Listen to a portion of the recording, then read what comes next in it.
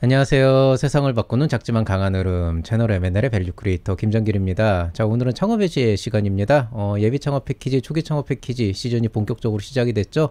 오늘부터 한번 본격적으로 달려보겠습니다. 오늘 첫 번째 강의는 예창패, 초창패, 사업계획서 작성, 무엇부터 시작해야 할까에 대한 내용입니다.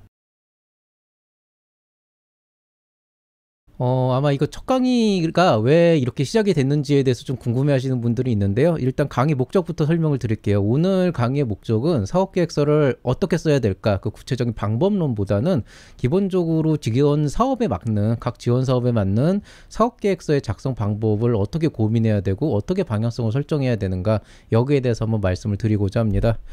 오늘 강의 흐름은 뭐 대략적으로 한 이런 네 가지 순서로 진행이 될 것 같아요. 일단 첫 번째로는 사업계획서 무엇부터 시작을 할까, 여기서부터 얘기를 한번 들여다봐야 될 것 같고, 그 다음에 남의 말을 이해하는 방법이 과연 어떤 것이 있는지, 그리고 그 안에서 내 것을 어떻게 찾아야 되는지, 그리고 끝으로 여러분이 사업계획서를 쓰면서 항상 염두에 둬야 될 오늘의 원픽에 대해서 한번 말씀을 드리도록 하겠습니다. 자, 일단 첫 번째, 사업계획서 작성, 도대체 무엇부터 시작해야 될지에 대해서 고민을 한번 해보죠. 자, 일단 첫 번째 말씀드리는 거는 누구나 처음은 다 똑같다라고 하는 화두예요. 이게 왜 이런 얘기가 나왔냐면은 여러분도 아시다시피 이번에 예비 창업 패키지, 초기 창업 패키지 둘 다 사업계획서 양식이 바뀌었죠.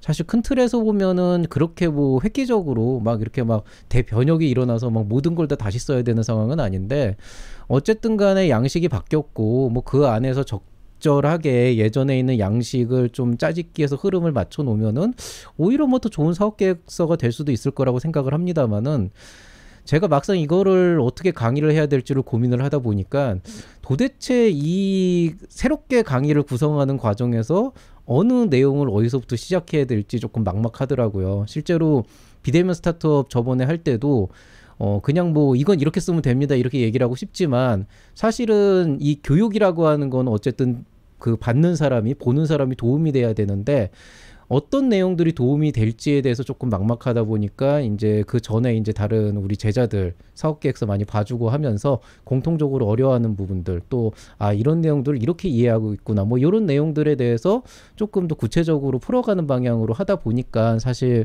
그 비대면 스타트업도 사실 좀 늦은 시간에 이제 이렇게 여러분에게 그 강좌를 올려드리게 됐는데, 이번 것도 만만치 않다는 거죠. 그래서 고민을 해봤어요. 도대체 어디서부터 시작하지? 그냥 사업계획서 띄워놓고 읽어줘야 되나? 뭐 이제 가이드라인 같은 거 있으니까 그거 그냥 띄워놓고 그냥 그 줄줄줄 읽으면서 여기 뭐 놓으면 되고 여기 뭐 놓으면 되고, 요새 그런 콘텐츠 많잖아요. 그렇게 그냥 해야 되나? 이런 고민도 해봤는데, 그거는 이 채널을 구독하고 이 콘텐츠를 보시는 분들한테 할 짓은 아닌 것 같고, 그냥 조금 더 그래도 여러분이 이 콘텐츠를 보면서 소비하는 시간을 좀 더 알차게 보내게 해야 되는데, 그 고민이 되더라는 거죠. 그래서 가만히 생각을 해보다 보니까 제가 깨달은 사실이, 결국에는 어디에서부터 시작해야 될까라고 하는 그 고민이 지금 여러분이 사업계획서를 쓰면서 하게 되는 그 고민이라는 거죠. 그래서 이게 바로 이번 강의의 스타트가 되는 겁니다. 그래서 이 앞으로 아마 짧게는 한 3, 4개, 길게는 한 5개 정도의 콘텐츠로 구상을 하고 있는데, 그 길고 긴 사업계획서를 쓰는 그 여정 안에서 우리는 과연 어떻게 시작점을 잡아야 되는가, 여러분이 그 시작점을 잡는데 어떤 어려움을 겪고 있는가, 이거를 먼저 짚고 넘어가는 게 사실은 전체적인 어떤 흐름을 잡는 데 도움이 될 거라는 생각이 들었어요. 그래서 한번 고민을 해봤어요. 제가 여태까지 만났던 그런 수많은 창업자들, 우리 제자들 하고 있는 그런 사업계획서를 쓰는 그 과정들을 한번 쫙 훑어보니까 이게 약간 패턴이 있더라고요. 이제 뭐 아시다시피 이제 제가 있는 곳은 서울대고, 이 안에 있는 친구들은 기본적으로는 공부는 굉장히 잘하고 성실하게 숙제도 잘해오는 그런 친구들이죠. 근데 이런 친구들조차도 이 창업을 한다는 것들은 굉장히 생소한 일이고, 또 그 안에서 사업계획서를 쓴다는 것은 정말로 생소한 일이기 때문에 아무래도 이제 굉장히 막막한 상황에 부딪히게 된다는 거죠. 그리고 그런 막막한 상황에서 사람들이 하는 기본적인 패턴이 있는데, 약간 이런 거예요. 내가 창업을 해야겠다, 그리고 자금이 필요해서 예비 창업 패키지를 해야겠다, 혹은 사업을 이미 했는데 내가 이 사업을 확장시키기 위해서 초기 창업 패키지나 이런 것들을 지원해야겠다라고 하게 되면은, 제일 먼저 하는 거는 일단 어떤 아이템으로 기획을 해야 될 것인가. 뭐 이미 기업을 갖고 계신 분들은 기존에 있는 사업 아이템에서 어떤 것들을 발전시켜 나가야 될지, 그 다음에 사업을 처음 하시는 분들은 어떤 아이템을 구체화시킬지, 이런 것들에 대해서 기획을 하게 되죠. 그리고 나서 이제 그 다음에 뭘 하게 되냐면은 이 아이템을 가지고 사업 계획서를 어떻게 쓸 건지에 대해서 이제 막막하잖아요. 그냥 종이 한 장에 목차 있다고 그냥 막 이렇게 적을 수는 없으니까 그 다음에 하는 게 이제 뭐냐면 이제 서칭을 하는 거죠. 인터넷을 검색해봐서 사업 계획서 쓰는 법도 찾아보고 뭐 책 같은 것도 조금 이렇게 사가지고 보기도 하고 그 다음에 뭐 교육 실제로 강의 같은 걸 듣기도 하고 조금 이제 적극적인 분들은 이제 상담 같은 걸 실제로 진행하거나 뭐 멘토링 신청 같은 걸 하기도 하죠. 그 검색이나 교육이나 상담이라고 하는 게 결은 굉장히 좀 다른 일이지만 사실 이걸 하나의 묶음으로 보면 결국에는 남의 얘기를 듣는 그 과정이거든요. 그래서 일단은 내가 내 방식을 찾기가 좀 힘드니까 남들은 어떻게 했나를 보는 남들은 어떻게 가르친나를 보는 약간 남의 얘기를 듣는 게 그 다음에 하는 일이죠. 그리고 나서 이제 본격적으로 오케이 그럼 여기까지 이제 알았으니까 한번 써보자 그래가지고 이제 사업 계획서를 작성을 합니다. 그리고 이제 늘 얘기하는 거잖아요. 화이트아웃 쫙 이제 내 머리에는 이만한 아이디어가 있는데 글을 쓰는 단계가 되니까 완전히 이제 백지가 쫙 되면서 혼동과 이제 멘붕이 오게 되고 그 상황에서 이제 어떻게 해야 될까? 이게 일반적인 패턴인 거죠. 뭐 꼭 사업 계획서가 아니더라도 뭔가를 새롭게 시작한다는 거는 거의 항상 이런 패턴으로 가는 것 같아요.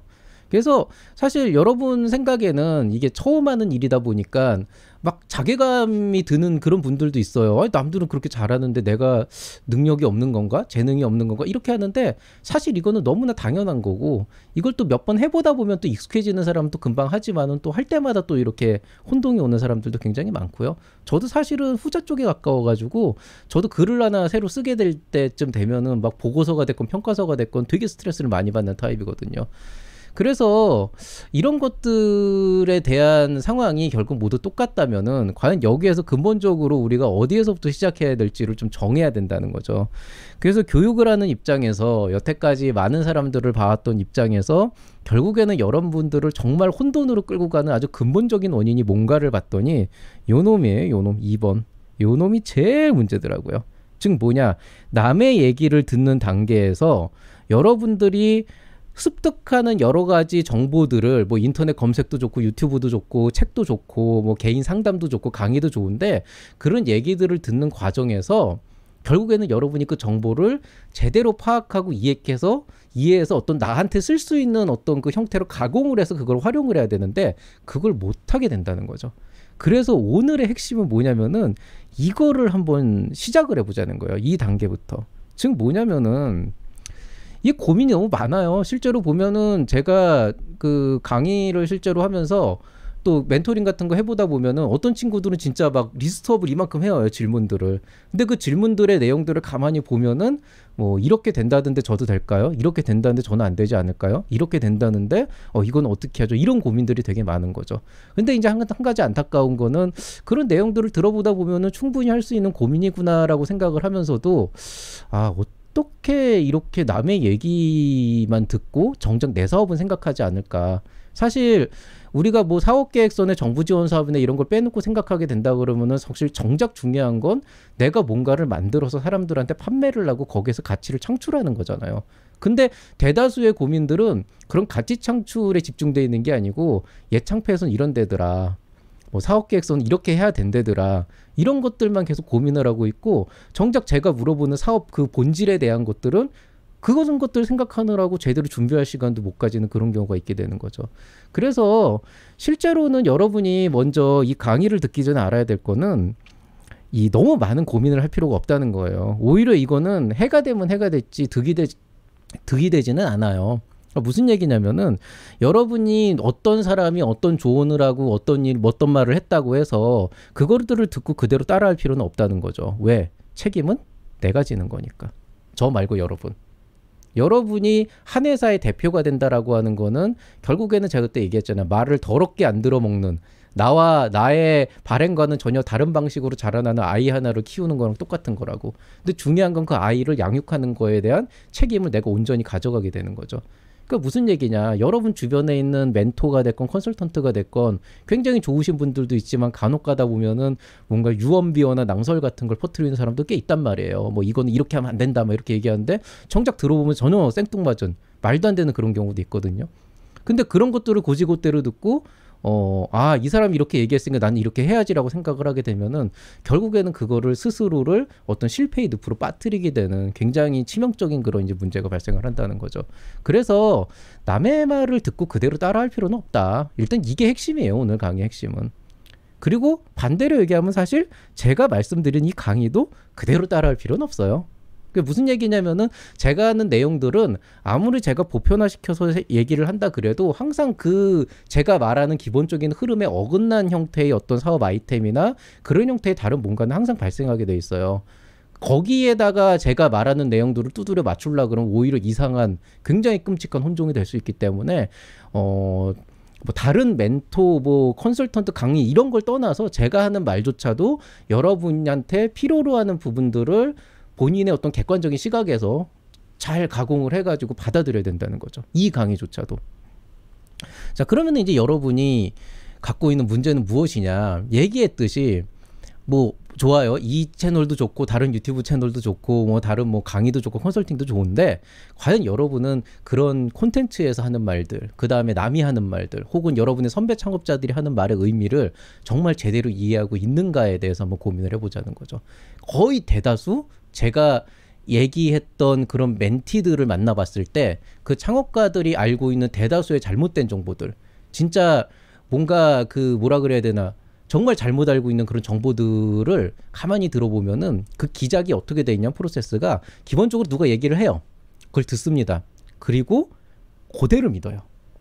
그 과정에서 이 사람이 왜 이런 말을 했을까? 이 사람이 왜 이런 일을 겪게 됐을까에 대한 근본적인 원인에 대해서 고민을 안 하는 거죠.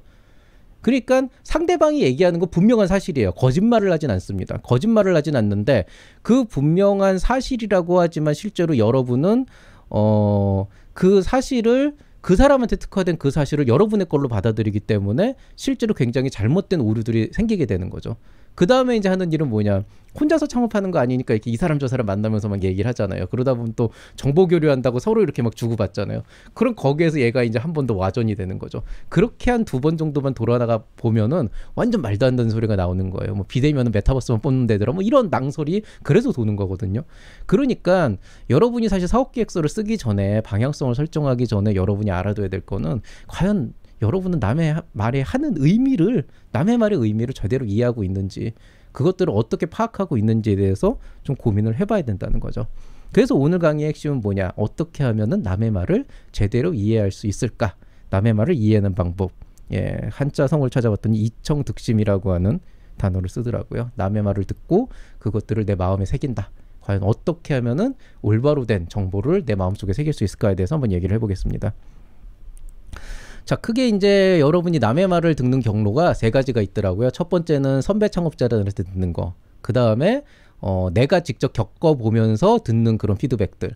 그 다음에 이제 컨설팅을 받으면서, 상담을 받으면서 듣는 그런 피드백들이 있어요. 이 3가지를 다 말씀드릴게요. 자, 일단 첫 번째. 이거 진짜 많죠. 저도 요새 시즌이다 보니까 유튜브 이렇게 키면은, 앱을 키면은 수많은 그 후기들이 올라와요. 막 나는 예창패 이렇게 했다, 이렇게 하면 1억 받을 수 있다. 그럼 아니 저도 솔직히 딱 보고 야씨 1억이나 줘? 이거 1억 어떻게 받지? 저도 궁금해서 들어가 보거든요.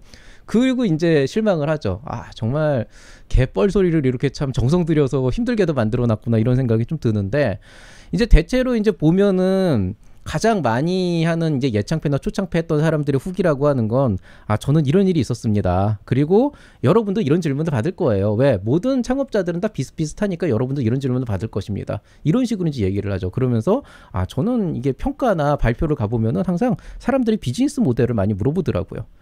저는 팀빌딩을 어떻게 할 건지 물어봤어요. 팀빌딩 되게 중요합니다. 시제품을 만들어 놓는 게 되게 중요하더라고요. 실제로 어떤 분이 시제품 있냐고 물어봐서 대답을 못해서 떨어졌는데 그 다음에 시제품 내미니까 됐어요. 뭐 이런 거. 그 다음에 자금 활용 계획을 되게 많이 물어봤는데 이 부분에서 되게 잘 써야 됩니다. 대답을 잘 하셔야 돼요. 이런 식으로 이제 보통 얘기를 하죠. 그러면 여러분이 보통 어떤 식으로 이걸 받아들이냐면은, 이제 예를 들어서 뭐 사업계획서 썼다. 그러면은 이제 나중에 이제 발표 평가 가기 전에 이런 거 비즈니스 모델 이렇게 대답해야지, 팀빌딩 물어보면 이렇게 대답해야지, 시제품을 만드는 거 어떻게 뭐 필요하냐 그러면 이런 건 좀 미리 만들어 봐야지, 뭐 자금 활용 계획을 뭐 해봐야지, 혹은 뭐 시제품을 만들어 두는 게 중요해서 이런 말 듣고 난 그럼 시제품 있으니까 이거 됐네, 그러면서 막 1억 기대하고 이런 경우가 되게 많은 거죠. 근데 이게 출발점이 잘못된 거예요, 실제로는. 그러니까 그런 후기들은 다시 말하지만 팩트가 맞아요. 그러니까 분명히 그 사람들은 그런 질문을 받았고 그 다음에 그걸 바탕으로 해서 여러분에게 똑같은 정확한 정보를 전달을 한 거고 그 다음에 거기에 대해서 여러분은 받아들인 거죠. 거기까지 문제가 없어요. 근데 문제는 뭐냐? 해석이 문제죠. 이 해석이 보통 어떻게 되냐면은 나는 사업계획서를 되게 정성 들여서 잘 썼고 나름대로 잘 썼는데 이런 질문이 나왔다. 그래서 이런 질문들은 항상 나오는 거다 이렇게 돼 있는데 여러분이 한 가지 알아두셔야 될 거였어요. 입사 면접은 이런 모범 답안이나 흔히 나오는 질문이라는 게 있어요, 실제로. 그러니까 회사에 들어갈 때는 뭐 우리 회사를 어떻게 생각하냐, 왜 이 회사에 지원하게 됐냐 이런 어떤 그 조금 약간 왜냐하면 똑같은 상황에서 평가를 해야 되다 보니까 그런 포맷에 맞춘 그런 질문들이 나오고 그 다음에 그 질문들을 바탕으로 해서 이제 여러분이 미리 뭐 입사 면접 같은 걸 준비할 때 연습도 하고 그렇게 되잖아요. 근데 이거는 창업 아이템 발표라고요. 창업 발표라는 건 뭐예요? 결국에는 사람들이 아이템을 평가하면서 어떤 그 본인이 궁금해하는 것들을 물어보고 그걸 가지고 판단을 하는 거잖아요. 그러니까 이거는 면접 시험하고 완전히 다른 문제라고요. 즉 무슨 얘기냐? 모범 답안도 없고 어떤 그 사람들이 질문하는 거에 대한 정해진 패턴이나 질문의 패턴도 없다는 거예요. 물론 워낙 사업계획서가 부족한 부분들이 대체로 비슷하다 보니까 비슷한 질문들이 많이 나오는 건 사실이지만 그 비슷한 질문들이 여러분의 사업계획서에는 통용이 안 될 수도 있다는 거죠. 그러니까 근본적으로 여러분이 이 고민을 해봐야 돼요. 자, 제가 말씀드리고 싶은 건 뭐냐? 첫 번째, 심사위원은 바보가 아닙니다. 심사위원이 바보가 아니라는 건 뭐냐? 이런 거예요. 자, 비즈니스 모델에 대해서 많이 물어봤다 그랬죠? 그러면 이렇게 한번 생각을 해봅시다. 사업계획서의 비즈니스 모델을 너무 완벽하게 써서 누구나 봐도 이거는 그림만 봐도 확실하게 알 수 있는 되게 좋은 사업이다. 진짜 그냥 뭐 동네 꼬마까지는 아니더라도 주변에 있는 지인들, 이 사업 잘 모르는 사람들한테 보여줘도 야 이거 되게 좋은 사업이다라고 할 수 있는 그런 굉장히 명확한 그런 그 제시가 사업계획서 안에 돼 있었고 여러분이 발표평가 안에서 실제로 그 그림을 가지고 되게 짧고 간결하게 명확하게 그걸 설명했다고 해봅시다. 그런 상황에서 심사위원이 나는 정말 바보 멍청이라서 나 완전 빡대가리라서 저렇게 얘기하는데 뭔 소리도 모르니까 다시 한번 설명해달라. 이럴 거냐는 거죠. 절대 그렇지 않아요. 비즈니스 모델에 대해서 물어봤다는 거는 사업계획서에 비즈니스 모델을 제대로 못 썼다는 얘기예요. 그러니까 사업계획서에서도 모르겠고 당신이 하는 발표에서도 도대체 BM이 뭔지 이해가 안 되니 설명을 해봐라 라고 질문을 한 거예요. 그러니까 그 무슨 얘기냐? 어떤 분이 저는 비즈니스 모델에 대해서 질문을 많이 받았습니다라고 얘기하면은 여러분이 받아들여야 될 거는 사람들이 비즈니스 모델 많이 물어본다. 이렇게 받아들이면 안 되고 저 사람이 사업계획서에 비즈니스 모델을 제대로 못 썼구나. 발표 평가에서 비즈니스 모델을 제대로 설명을 못 했구나. 그러니까 그런 질문을 받았구나.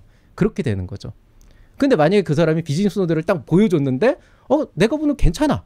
근데도 그 질문을 받았어. 그럼 그건 뭐예요? 저거보다 잘 써야 되는구나. 이렇게 받아들여야 된다는 거죠. 팀빌딩을 어떻게 할 건지 물어봤다? 뭐예요? 사업계획서에 팀원이 없거나 말도 안 되게 부족했겠죠. 이 사람이 하려고 하는 일이 팀원이 4-5명은 필요하고 전문 인력도 몇 명 필요한데 그게 안 되니까 물어봤겠죠. 설마 아니 혼자서 해도 전혀 상관없는 일인데 팀원 어떻게 구할 거예요? 물어봤겠어요? 대체로 그런 경우에 혼자서 해도 전혀 상관없는 일이다라고 하게 되면 그 다음에 물어보는 거는 이거 나중에 확장이 되면 사람 더 필요할 텐데 어떻게 하실 거예요? 이렇게 물어보지 이거 팀빌딩 어떻게 하실 거예요? 이렇게는 안 물어봐요. 그런데 이제 여러분은 팀빌딩을 어떻게 한 건지 물어봤어요? 라고 물어보면은 그때 질문 나오면 이건 혼자서 할 수 있는 일입니다. 제가 그렇게 할 수 있어요. 그렇게 대답할 생각을 하죠. 그게 아니라는 거예요. 여러분이 혼자서 할 수 있는 일이라고 판단을 했다면은 그리고 그게 누구도 납득할 수 있는 그 정도의 상황이었다면 심사위원들이 굳이 혼자서 할 수 있는 일을 다시 한번 물어보진 않아요. 왜? 시간 낭비거든요. 짧은 시간 안에 빨리빨리 평가하고 넘어가야 되고 사실 조금이라도 일찍 끝나면 나도 편한데 설마 아니 썼던 거 보면서 저는 완전 빡대가리라서 이거 봐도 무슨 내용인지 모르겠으니까 대단하신 대표님께서 설명해 주세요. 이렇게 안 한단 말이에요. 그러니까 팀빌딩을 어떻게 할 건지 물어봤다라고 하는 그런 후기를 보면 그건 무슨 얘기냐? 저 사람이 팀빌딩에 대한 내용을 제대로 못 썼다. 시제품을 만들어두는 게 중요했다. 왜 중요했을까요? 시제품을 만들어야 사업계획서가 통과했을까요? 시제품 없이도 통과하는 비율이 실제로 90%가 넘어가거든요. 그럼 무슨 얘기예요? 저 사업은 시제품도 없으면 답이 안 나오는 사업인 거죠. 그러니까 무슨 얘기냐면은 도대체 저 인간이 뭐라고 얘기를 하는 건지 모르겠고 저게 될지 안 될지도 모르니까 일단 되기는 되는 건지 뭐 간단한 증빙이나 시제품이라도 좀 보여줘야 될 것 같다. 그런 경우에는 결국에는 이 사람이 그런 쪽 부분에 대해서 발표를 못한 거고 그걸 못하니까 실물을 갖고 와서 보여줘야 그나마 납득이 되는 상황이었다는 거죠. 오늘 싫어요 많이 달릴 것 같은데. 자, 자금 활용 계획을 물어봤겠습니다. 이거 뭐예요? 예산 계획 개떡같이 썼겠죠. 예, 자금 활용 계획 여기에다가 뭐 얼마 해가지고 이렇게 해서 이렇게 하고 부족한 금액은 이렇게 될 거고 이런 것들은 자금 조달을 투자를 받을 거고 이런 걸 되게 명확하게 적어놨다 그러면은 그거를 뻔히 사업 계획서에 뻔히 있는 내용들을 다 눈으로 보고 발표까지 들었는데 아 대표님 제가 글을 못 읽어서요. 자금 활용 계획 좀 설명해 주세요. 이러진 않을 거라는 거지. 그러니까 어떤 대표가 저는 자금 활용 계획에 대해서 질문을 많이 받았습니다. 무슨 얘기예요? 저 사람은 사업 계획서에 자금 활용 계획을 정말 개똥으로 써놨구나. 이렇게 생각을 하시면 된다는 거죠. 그러니까 기본적으로 항상 질문은 부족한 부분에서 나온다는 거예요. 핵심은. 그러니까 여러분이 이런 내용들을 봤다 그러면 이거는 어떤 식으로 봐야 되는 거냐면은 심사위원들이 주로 어디에 초점을 맞추느냐 비즈니스 모델을 많이 본다는 거예요. 일단은. 그러니까 이 부분에 대해서 잘 써야 된다는 거예요. 팀빌딩이라고 하는 거의 관점은 이 사람이 이 일을 할 수 있을지 없을지 역량 쪽을 되게 중요하게 본다는 의미예요. 시제품을 만들어두는 게 중요하다. 이거는 뭐 사업계획서 잘 써야지 뭐 이거는 어쨌든 되는 일이라는 걸. 자금 활용 계획을 본다는 거는 이 사람이 실제로 돈을 어떻게 구할지를 많이 본다는 거죠. 실제로 가장 많이 궁금해하는 것 중에 하나예요. 저도 제일 많이 궁금해하는 게 이 사람 돈 어떻게 벌 건지, 이거 혼자서는 안 될 것 같은데 어떻게 할 건지, 저 사람은 설명 되게 못하고 있는데 좀 더 구체화시킨 어떤 설명이 좀 필요할 것 같은데 그런데 솔직히 얘는 좀 어떤 느낌이냐면은 좀 시제품까지 해서 저렇게까지 할 시간에 그냥 말과 글로써 이거를 더 효과적으로 어필할 수 있는 그런 어떤 그 요소들을 좀 더 본인이 좀 가지고 있었으면 좋지 않았을까. 꼭 실물을 보여줄 수밖에 없는 일인가. 이런 것들에 대한 아쉬움이 있는 거죠. 왜냐하면 사업이라는 거는 항상 실물을 놓고 해야 되는 건 아니거든요. 그 다음에 자금 활용 계획을 물어봤다. 이건 사실 많이 보죠. 이거 돈 벌자고 하는 일인데 돈 쓰는 일에 대해서 제대로 못 쓰면 그게 말이 되나요? 그러니까 저도 많이 보는 내용들이에요. 실제로 많이 보는 내용들인데 이 질문이 나왔다는 거는 사실은 이제 후기를 얘기하는 게 저의 사업 계획서는 이렇게 부족했습니다라는 걸 만천하에 알리는 일이라는 거죠. 그런 관점에서 한번 여러분이 잘 살펴보세요. 실제로. 그러면 이제 출발점이 잘못됐다 그랬잖아요. 그럼 여러분이 그런 후기들을 보면서 고민을 해야 되는 건 뭐냐. 이런 질문들이 안 나오게 해야죠. 비즈니스 모델을 안 물어보게 하려면 어떻게 해줘야 돼요? 보고도 좋은 비즈니스 모델이라고 느끼게끔 여러분이 만들어야 되잖아요. 그러니까 결국에는 어떻게 돈을 벌고 회사를 운영할 것인지 그게 명확하게 제시를 해줘야 되는 거고, 팀빌딩은 어떻게 할 건지 물어봤다? 당장 팀원이 없어도 외주든 뭐든 어떻게 사업을 이끌어갈 수 있는지, 어떻게 내가 단계별로 전략을 세우고 있는지 그게 명시가 돼야 되는 거고, 규모가 큰 일이건 작은 일이건. 시제품을 만들어두는 게 중요하다. 시제품이 없는데 잘 모르겠네요라는 질문이 안 나오게 하려면 시제품을 지원 사업을 받아가지고 지금부터 만들어서 뭔가를 구현해도 이건 굉장히 좋은 사업이 될 수 있다라는 거를 사업계획서에 녹여놔야 된다는 거죠. 자금 활용 계획을 물어봤다? 이건 당연한 거죠. 내가 돈 받아가지고 쓰는 건데 예산 계획하고 자금 조달 방안을 어떻게 명확하게 쓸 건지 그걸 제시해야 되는 거죠. 그러니까 여러분이 이 접근점을 그렇게 생각을 하셔야 된다는 거예요. 저 질문이 나오면 이렇게 대답해야지가 아니고, 여러분이 사업계획서를 제대로 쓰고 그런 부분에 대해서 어떤 부족한 부분이 없었다 그러면 그런 질문은 나오지 않아요. 물론 이게 조금씩 이렇게 좀 사이사이에 이렇게 아무래도 예비 창업자다 보니까 빈틈이 있을 수 있고, 그런 거 따라가지고 조금씩 여러분이 거기에 대해서 보충 설명을 하는 그런 질문은 나올 수 있지만은, 이 비즈니스 모델, 역량, 자금 활용 계획, 시제품 이딴 질문은 그 어떤 사업의 근간을 건드리는 질문이잖아요. 내가 돈을 벌려고 사업을 하겠다고 아이템을 냈는데 BM을 물어본다는 거는, 나는 이 사업이 돈이 되는지 모르겠다라고 하는, 여러분이 하려고 하는 사업의 어떤 본질을 건드리는 거라고요. 그러니까 그 질문이 나왔다는 거는 그 사업계획서 개판이란 얘기예요. 사실은. 이 차이점을 좀 분명하게 인지를 하고 계세요. 자, 그 다음에 이제 그러면은 과연 현명한 창업가가 되는 방법은 어떻게 될 것인가? 도대체 그러면 그런 질문하는 게 당연하지. 어떤 질문이 나와야 될까? 사실 이거는 제가 심사위원으로서도 그렇고 다른데 뭐 이런데 참여를 했어도 그렇지만은 한 100명 중에 한 명이 있을까 말까 한 상황인데, 간혹 가다가 어떤 질문을 하는 경우가 있냐면은 실제로 기술이나 시장이나 사업에 대해서 궁금해 가지고 이 대표자를 전문가로서 대하는 질문들이 있죠. 뭐 예를 들어서 뭐 AI나 뭐 NFT 같은 거를 하는 그런 이제 뭐 대표가 있다라고 하게 된다 그러면은 아, 대표님 요새 그 NFT 핫한데 대표님께서 하려고 하는 사업 안에서 이 시장이 지금 어떻게 돌아가고 있는지 좀 그 관점을 좀 설명해 줄 수 있을까요? 이런 거. 아, 이거 기술적으로 보면은 굉장히 쉽지 않은 기술인데 대표님께서 실제로 이런 것들을 하기 위해서 어떤 계획을 하고 있는지 물어볼 수 있을까요? 이런 거. 니 따위가 할 수 있겠냐? 네가 이거 예산 계획 이렇게 세워가지고 난 이해가 안 된다. 이런 거 말고요. 진짜로 아, 대표님 되게 잘하실 것 같은데 조금 제가 개인적으로도 궁금한데 이런 거 한번 얘기해 주세요. 이런 거. 이런 질문이 나오도록 여러분이 사업계획서 써야 된다는 거예요. 그러니까 이게 얼마나 어려운 일이겠냐고. 근데 이제 좀 안심하셔야 되는 건 이런 경우 실제로 거의 없다. 그러니까 사업계획서는 항상 특히 예비 창업자, 초기 창업자의 사업계획서는 항상 구멍이 날 수밖에 없기 때문에 그게 잘못된 건 아니지만 그래도 노력은 해봐야 된다는 거죠. 예, 그냥 쟤들 쓰는 만큼만 쓰면 나도 받을 수 있어라고 생각을 하고 쟤네들이 받는 그 질문을 똑같이 받는다고 가정을 하고 사업계획서를 쓰면은 발전이 없는 거예요, 실제로. 제가 사업계획서 강의를 하면서 항상 고민을 하는 건 여러분한테 이걸 어떻게 쓰면 됩니다로 고민하는 게 아니고 어떻게 하면 지금보다 조금 더 나은 걸 만들 수가 있을까? 어떻게 하면은 힘들게 창업을 결심한 진짜 전 국민의 상위 1%에 해당하는 사람들을 0.1%로 만들 수 있도록 본인의 사업을 고민하고 고찰을 해서 그거를 조금 더 나은 방향으로 사업계획서에 표현하게 할 수 있을까? 이 고민을 하다 보니까 제가 맨날 딜레이를 하고 강의 자료를 못 만들고 늦게 만들고 이렇게 되는 건데 사실은 우리가 추구해야 될 바는 그거라는 거예요. 그렇게 돼야 여러분이 스스로 갖고 있는 사업의 가치를 더 높일 수가 있는 거잖아요. 그게 결국에는 투자 유치로도 이어질 수 있는 거잖아요. 그러니까 여러분이 지향해야 되는 건 그 남들 그냥 많이 받는 이런 질문들이 안 나오게 만들고 진짜 본질적인 사업의 본질에 대해서 궁금해하는 사람들에게 여러분의 어떤 전문적인 영역, 여러분이 그동안 고민해왔던 것들을 진짜 얘기할 수 있는 그런 게 있어야 된다는 거예요. 심지어는 이런 것들이 다소 부족하게 나와도 진짜 여러분이 어떤 한 분야에 특화돼 가지고 하는 부분들에 대해서 확실하게 여러분이 시야를 얘기하고 아, 나머지 부분들은 아직 제가 처음이라서 조금 부족한 부분이 있지만 이거는 차차 제가 보완하도록 하겠다로 얘기하게 되면 그게 훨씬 더 좋아요, 실제로는.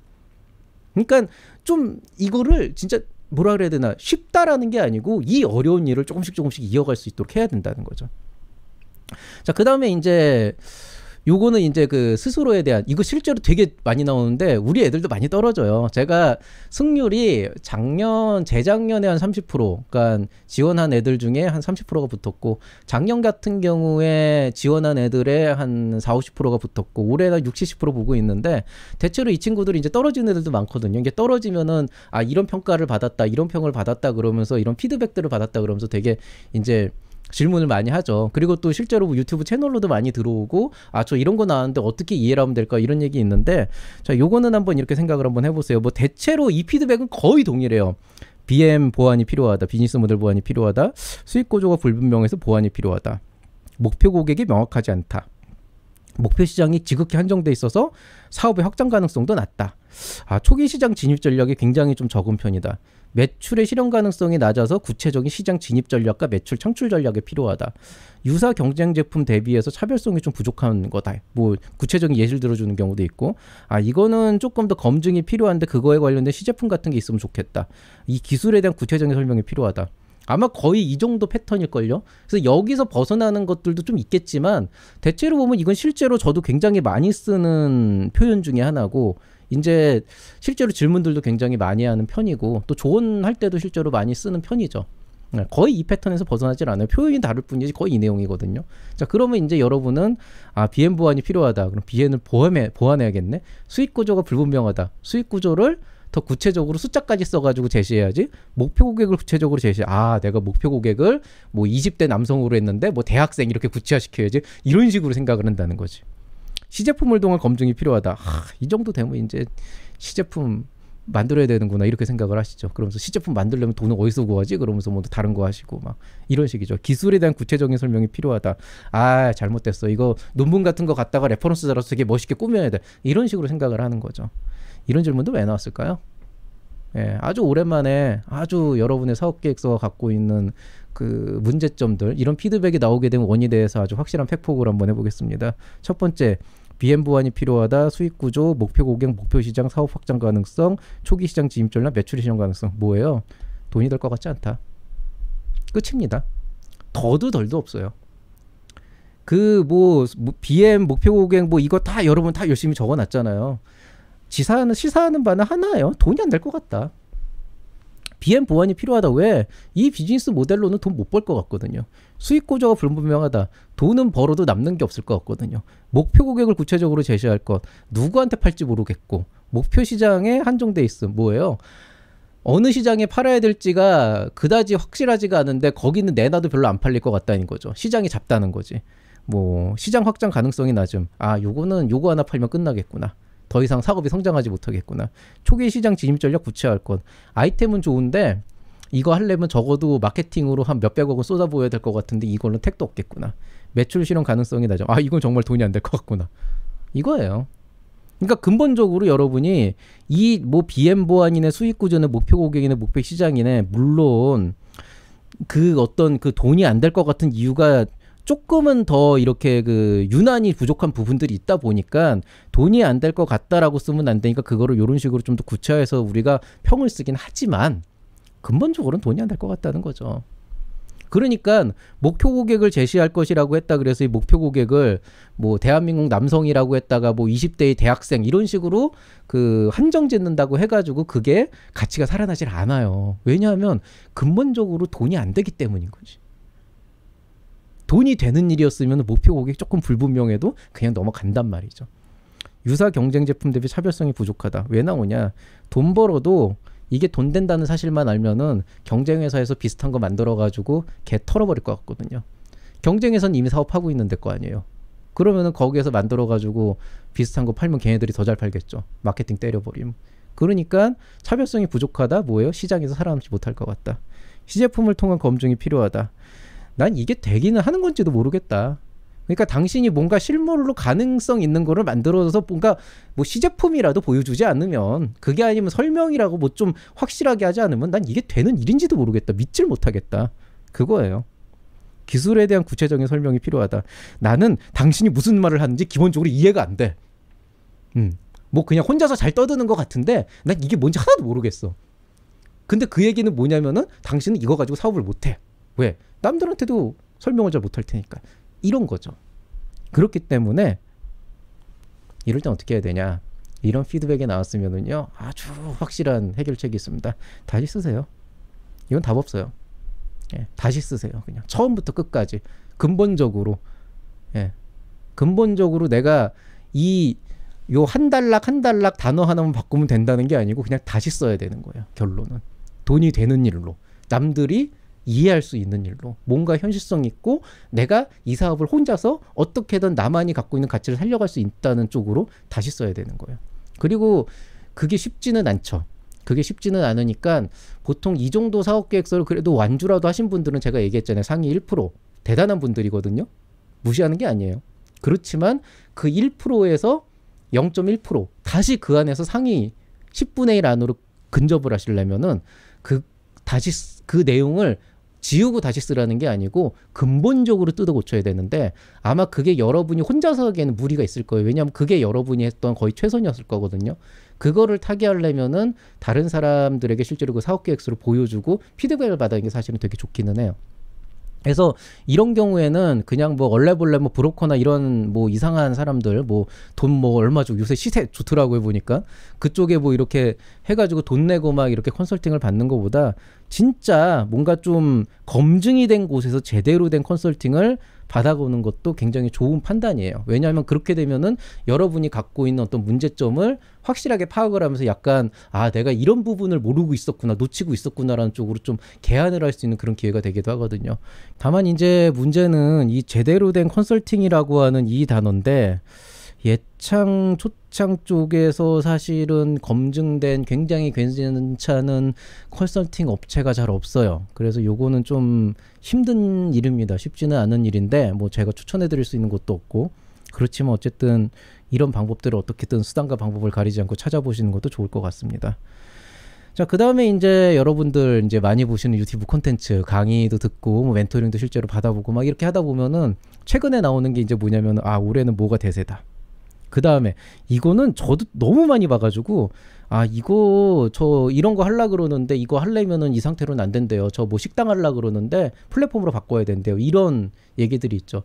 사실 이 얘기는 제가 비대면 때도 되게 많이 얘기를 했었는데, 근데 일단 틀린 말은 아니에요. 왜냐하면 시대마다 메가 트렌드라고 하는 건 항상 있고, 그 시대를 좌우하는 기술이다라고 한다 그러면 그만큼 사람들의 어떤 기대 심리도 높아지게 돼 있고 관심도 많이 가질 거고, 또 투자자들도 또 그만큼 또 관심을 갖고 투자를 하기 때문에 틀린 말은 아닌데, 근데 통상적으로 이렇게 올해는 메타버스가 예를 들어서 뭐 이슈니까 메타버스로 합시다. 뭐 올해는 뭐 백신 쪽이 우세합니다. 올해는 비대면이 우세합니다. 뭐 올해는 플랫폼을 해야 됩니다.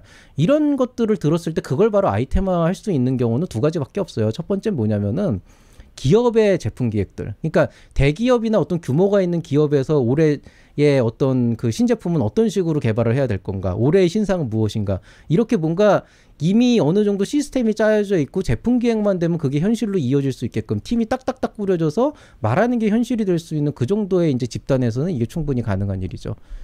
그리고 나는 정말 창업을 하고 싶어. 실제 그런 사람도 많거든요. 창업을 하고 싶은데 창업을 하려고 생각을 해보니까 내 스스로가 뭔가를 하기 힘들어서 뭔가 요즘에 가장 관심이 있고 유망한 아이템들을 잡아서 내 사업으로 가져가고 싶어.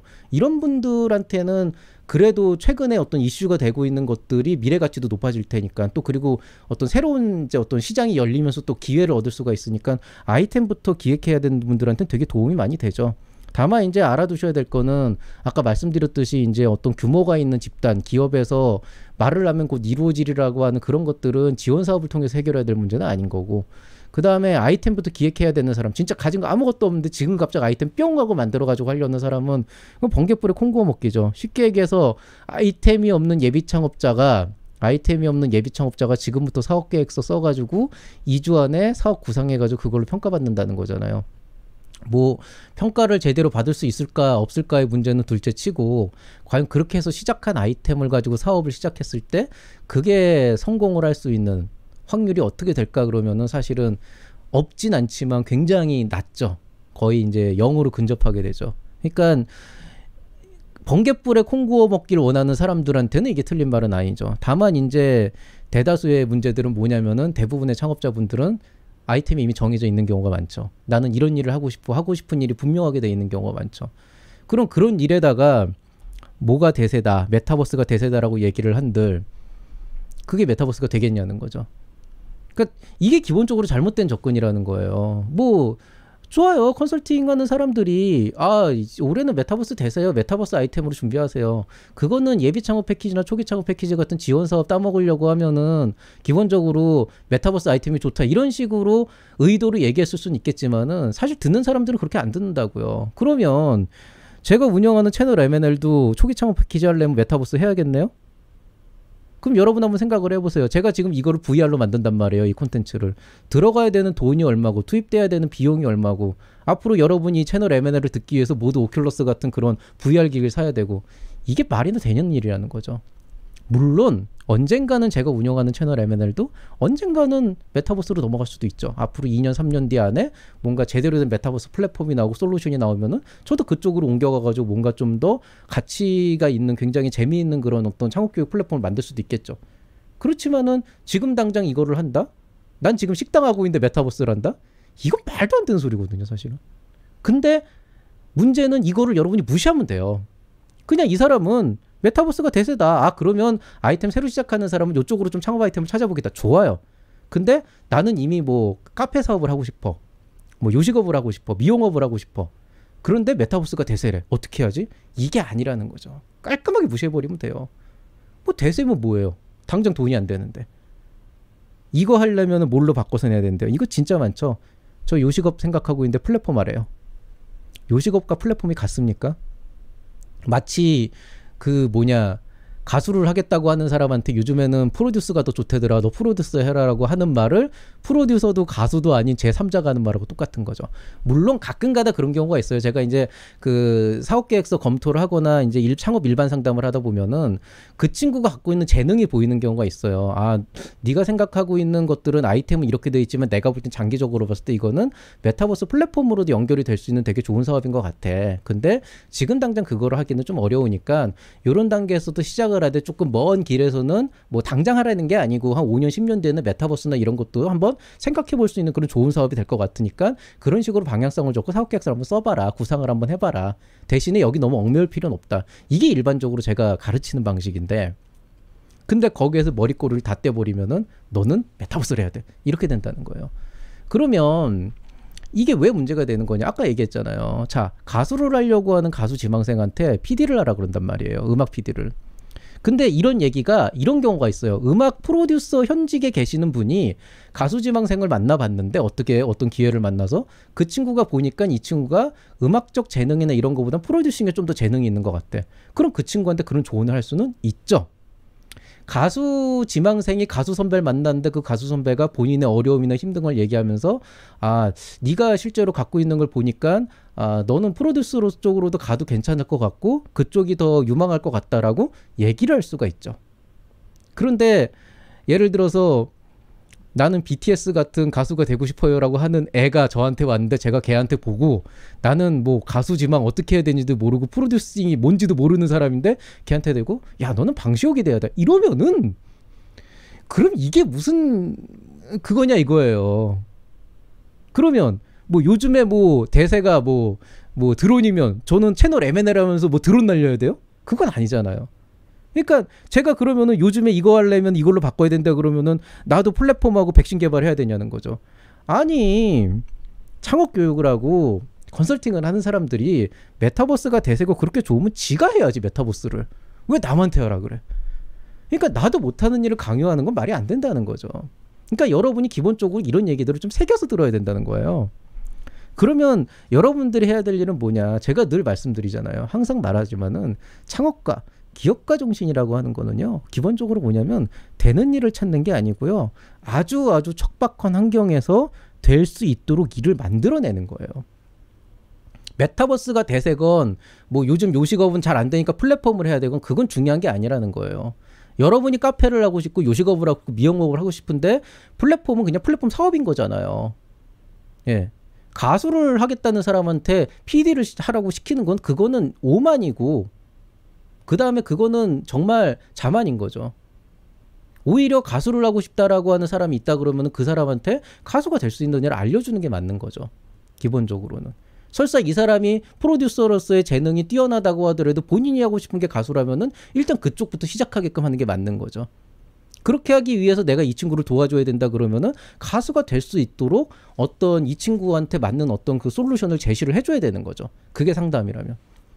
여러분이 해야 되는 게 카페라면은 플랫폼을 하세요라고 얘기를 하는 게 아니고 어떻게 하면 그 카페가 예비 창업 패키지나 초기 창업 패키지 안에서 성공적으로 좋은 아이템으로 보여줄 수 있도록 이 사람이 갖고 있는 재능을 파악해서 그거를 융합해가지고 진짜 나은 쪽으로 일을 만들어가야 되는 게 실제로 컨설팅에서 이루어져야 되는 일이고 여러분이 앞으로 해나가야 되는 일이에요.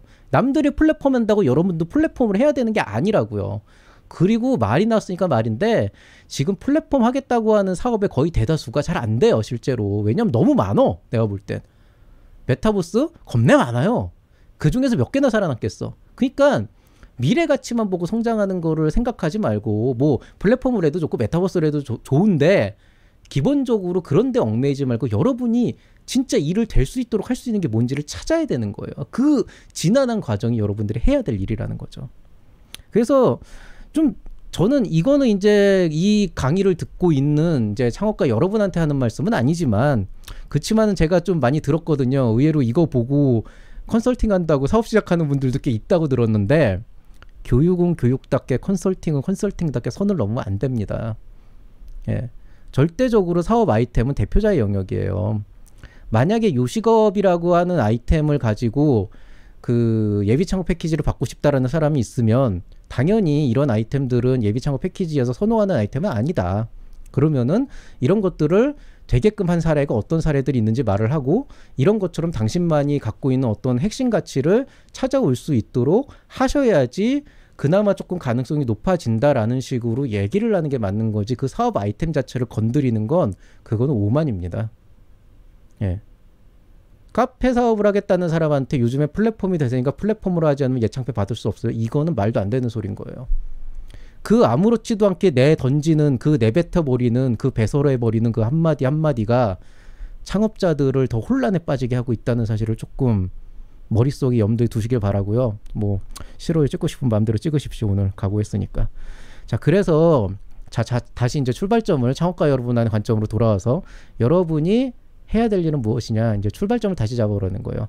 이제 수많은 얘기들 들었을 거 아니에요. 지금 정도면 유튜브도 볼 만큼 받고 콘텐츠도 들을 만큼 들었고 상담도 받을 만큼 받았을 테니까 이제 여러분의 출발점은 뭐냐, 내 사업을 남한테 의존하는 데 한계가 있다는 사실을 명확하게 하고 어떻게 하면 내가 내 사업의 주인으로서 이걸 될 수 있게끔 만들 것인가, 그걸 먼저 구상을 해서 그거를 좀 더 구체화를 시키세요.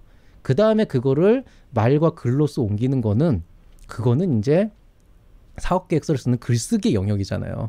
그건 제가 여기다 링크 하나 걸어 드릴 테니까 글쓰기 방법을 보면서 연습을 하시면 되는 겁니다. 자, 그러면은 이제 오늘 이제 그 거의 마지막이 됐는데 이제 내 것을 찾는 방법. 그럼 내 사업의 주인이 될 수 있는 방법은 무엇이 있을까? 이거 이제 방법론적인 건데 일단 첫 번째, 여러분이 사업계획서를 쓰기 전에 반드시 가져야 될 마음가짐이 있어요. 첫 번째, 사업계획서는 내가 보는 게 아니고 남이 보는 겁니다. 내가 보고 만족한 사업계획서는 거의 대부분 설득력이 없어요. 왜냐하면은 내 머릿속에서 당연하다고 생각하는 사실을 기반으로 쓰였기 때문에 남이 보는 것이어야 돼요. 저한테 아무리 저는 이걸 가지고 성공할 수 있습니다, 저는 자신 있습니다, 저는 열정이 있습니다라고 얘기를 해도 사업계획서만 보고 납득이 안 되면 끝인 거죠. 사업계획서는 남이 보고 평가하는 거기 때문에 정말 아무것도 모르는 사람이, 내 얼굴을 보지도 않고 나하고 얘기를 한마디도 해보지 않는 사람이 그 글만 보고서도 이해될 수 있도록 해야 되는 거죠. 여러분이 가장 많이 하는 실수 중에 하나가 뭐냐, 이 정도 썼으면 알아듣겠지예요. 안 그렇단 말이에요. 아, 여기에서 한 요만큼을 썼으면은 이거는 아마 그냥 사람들이 다 알아서 이해를 할 거야 그러는데 몰라요. 왜냐하면 기본적으로 여러분이 사업을 한다라고 하는 건 그 영역에서만큼 여러분이 전문가라는 거잖아요. 전문가의 생각을 어떻게 할 수가 있겠어요. 예. 제가 뭐 예를 들어서 뭐 굉장히 복잡한 그런 방정식을 하나 내놓고 이거 풀면 이렇게 됩니다 그러면은 내 머릿속에서 이걸 풀어가지고 된 거니까 됐다라고 되는 거지만 여러분은 저 뭐야, 저거 왜 갑자기 저기 튀어나왔어, 이렇게 될 수밖에 없는 거잖아요. 내게는 당연한 사실이 남에게는 아닐 수도 있다라는 거를 분명히 머릿속에 두고 최대한도로 남이 봤을 때 설득력 있게 명확하고 간결하게 쓰여져야 되는 게 사업계획서입니다. 그게 일단 첫 번째. 자, 그 다음에 두 번째. 이거는 이제 조금 원론적인 얘기인데, 그 헨리 포드, 굉장히 유명한 분이죠. 그 미국 포드사의 이제 창립자인데, 헨리 포드라는 사람이 이런 말을 했었죠. If I had asked people what they wanted, they would have said faster horses. 뭐예요? 내가 있었던 당시에 사람들에게 무엇이 필요하냐고 물었다 그러면 더 빠른 말이라고 대답을 했을 것이다. 이게 무슨 얘기냐면은 헨리 포드가 실제로 있었던 당시에는 말이 없는 마차라고 하는 개념 자체가 없었어요. 모든 탈 것에는 말이나 소가 끌어야 되는 겁니다. 그러니까 사람들은 지금 생활을 내가 좀 더 편하게 하기 위해서는 겁내 빨리 달리는 말이 필요하다라고, 혹은 굉장히 안락한 마차가 필요하다고 생각을 했지, 말이 없이 마차가 굴러갈 수 있는 장치가 없을까라는 생각은 생각보다 거의 대다수의 고객들이 못했다는 거죠. 이제 물론 이제 뭐 일본에서도 일본이 아니라 독일에서도 뭐 미국에서도 어쨌든 그런 어떤 혁신적인 아이디어를 가진 사람이 나왔기 때문에 실질적으로 이런 변혁이 일어날 수 있었지만은 기본은 여기서 시작을 했다는 거예요. 그 얘기는 뭐냐, 고객들도 모른다는 거예요, 본인들이 뭘 원하는지. 그러니까 여러분이 하는 사업이 얼마나 어려운 거겠어요. 이런 게 문제고 이 사람들이 이걸 원하고 있다라고 적어야 되는데 그게 가정이라는 거예요. 실제로 제품 만들어서 출시해보면 그 사람들이 그걸 원하지 않을 수도 있다는 거예요. 고객 스스로도 반대로 여러분이 이런 건 별로 필요 없을 것 같아 그래서 대충 내놨는데 거기에서 갑자기 뻥 터지는 경우도 있다는 거죠. 그러니까 고객 스스로도 인지하지 못하고 있는 게 이 시장의 기본 원리인데 그걸 여러분이 안다고 자부하는 것도 자만이라는 거죠. 그리고 이런 사람들이 대체로 사업계획서 쓴 거 보면은 가관이에요, 실제로. 정말로 고객의 입장을 생각했다 그러면 사업계획서 그렇게 나올 리가 없거든요. 이게 몇 가지 사례가 있는데 요거는 제가 일반 석상에서 말하기가 힘들어가지고 요거는 얘기를 안 하겠습니다. 근데 어쨌든 이런 부분들에 대해서 좀 고민을 해보라는 거죠. 그러니까 내가 고객을 알고 있다라고 생각하는 건 진짜 자만이다, 오만이다.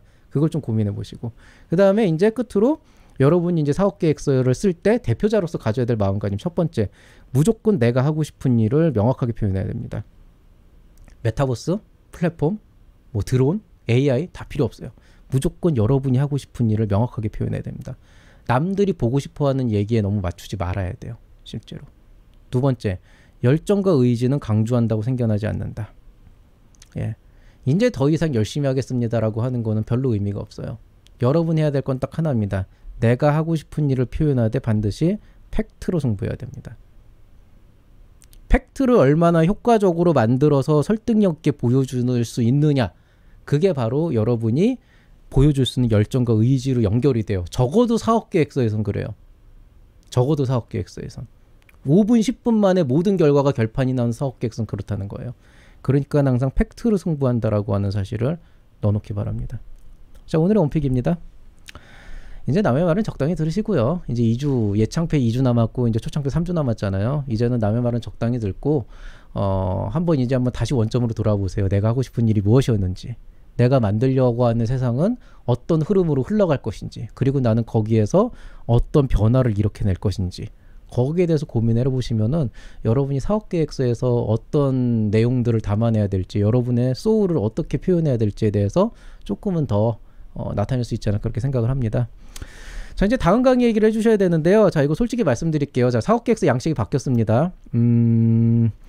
제가 한 일주일 동안 바빠가지고 콘텐츠를 구성하는데 시간이 오래 걸린 것도 사실이지만, 좀 근본적으로는 저도 솔직히 무슨 강의를 해야 될지 몰라서 좀 많이 망설였었어요. 왜냐면은 사업계획서 양식 자체는 크게 안 바뀌었습니다. 물론 뭐 누구는 뭐 이걸 뭐 대변혁이 일어났다 이렇게 얘기하는데, 그렇게 바뀐 건 아니고, 그냥 오히려 객관적인 입장에서 보면은 그냥 일반적으로 제가 예전에 이전 서식에서 좀 안타까웠던 부분들, 그냥 이런 흐름으로 적는데 여긴 이런 말이 없어도 이걸 적어야 된다라고 했던 그런 내용들이 조금 더 구체화돼서 튀어나오고, 전체적으로 스토리라인을 봐도 지금 정도의 스토리라인으로 가면 굉장히 깔끔하고 예쁘게 나오는 그런 이제 사업계획서인 건 사실인데, 어저께 이제 제가 처음으로 사업계획서 그 바뀐 양식에 따라서 초안을 낸 학생 사업계획서를 이제 받아봤어요. 오늘도 하나 받아봤고, 예창패 초창패 둘 다 받아봤는데, 이게 막상 또 이 학생이 글로 써온 걸 보니까 내용 각 항목별로는 내용을 잘 써놨는데 이게 뭔가 이렇게 좀 뚝뚝 끊기는 느낌이 나더라고요. 그러니까 제가 만족을 못 하겠어요. 그러니까 그거 내도 평타는 치는 사업계획서거든요. 평균 이상은 가는 사업계획서란 건 알겠는데 제 성에 안 차는 거죠.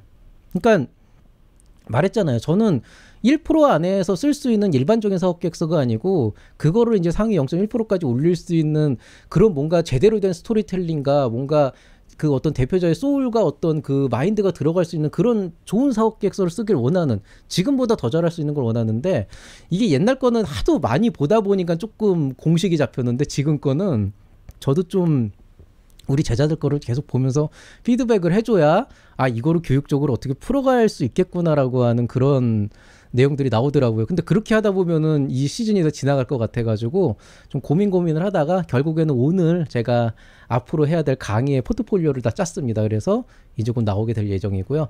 그런 것들을 하다 보면은 뭐 이번에는 솔직히 모르겠어요. 저는 뭐 다른 사람들처럼 뭐 이렇게 쓰면 됩니다 이렇게 얘기 못 하겠고, 그래도 여러분들이 이런 사업 계획서를 이런 관점에서 접근해서 이렇게 한번 좀 꾸며가 보면 좋겠다라고 하는 것들을 좀 많이 고민을 해서 여러분들이 좀 더 도움이 될 수 있는 방향으로 한번 강의를 꾸며보겠습니다. 뭐 아마 이제 일반 강좌하고 창금 특강이 같이 이제 섞여서 나갈 거고요. 참고로 뭐 오늘이나 내일이나 모레쯤에는 창금 특강 아주 간단한 거 하나 나갈 거예요. 자, 오늘 강의 여기서 마치도록 하겠습니다. 지금까지 들어주시느라고 수고 많이 하셨고요. 오늘은 사실은 간만에 조금 까칠한 얘기도 했었는데, 근본적으로 조금 정신을 차리라는 의미에서, 근데 창업가 여러분에게 정신을 차리라는 의미가 아니고, 좀 이게 너무 이렇게 말을 막 싸지르는 느낌이 좀 들어가지고 요즘에 그 콘텐츠들을 보니까 그냥 뭐 뭔가 말이 좋아서 정보 공유지, 제가 볼 땐 정보 공유도 아니에요. 대부분 어떤 목적 의식이 있어가지고 그런 말들을 하는 것 같은데, 기본적으로 봤을 때 보면은 굉장히 잘못되어 있는 사항들. 근데 일반적인 사람들이 볼 때는 그걸 비판적인 시각에서 보지 않고 그냥 일반적으로 주는 그대로 받아들이는 사람들한테는 굉장히 많은 혼동과 역효과가 날 수 있는 그런 내용들이 좀 있는 것 같아서, 조금은 도움이 되는 그런 콘텐츠들도 굉장히 많이 있지만은 너무 이렇게 고지고대로 남의 말을 듣는 것보단 심지어 제가 얘기하는 이 콘텐츠조차도 조금은 더 비판적인 시각에서 여러분 스스로의 좀 가치를 살릴 수 있는 쪽으로 좀 고민을 해보길 바라는 마음에서 이런 콘텐츠를 간만에 기획을 했고요. 좀 이런 것들을 바탕으로 해서 좀 더 나은 방향으로 한번 가볼 수 있길 바라겠습니다. 창업가 여러분의 성공을 기원하고요. 오늘 강의 좋았다면 구독과 좋아요를 눌러주시기 바랍니다. 저는 이만 인사드리겠습니다. 이상 채널 M&L의 밸류 크리에이터 김장길이었습니다. 여러분 사랑합니다.